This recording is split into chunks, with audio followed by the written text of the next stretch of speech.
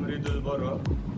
आङो बर्मानिनो ओमफ्राय आङो हाई स्कुलखौ लिटिल स्टार हाई स्कुल बर्मायावनो खालामदोंमोन बेनिफ्राय हायार सेकेन्डारि आंना सेन्ट जन्सआवमोन बर्मा सेन्ट जन्सआव बेनिफ्राय आंनि डिग्रिया बिएससि केमिस्ट्रि अनार्समोन बेयाव आं बर्मा कलेजनिफ्राय आङो पास जाबोदोंमोन बेनि उनाव आङो आईआईटी जाम एग्जाम होदोंमोन आङो लास्ट इयारनो होदोंमोन 2019आव बेयाव पास जादों आङो बेनि एडमिसना दा आईआईटी जधपुर राजस्थानाव जाबाय।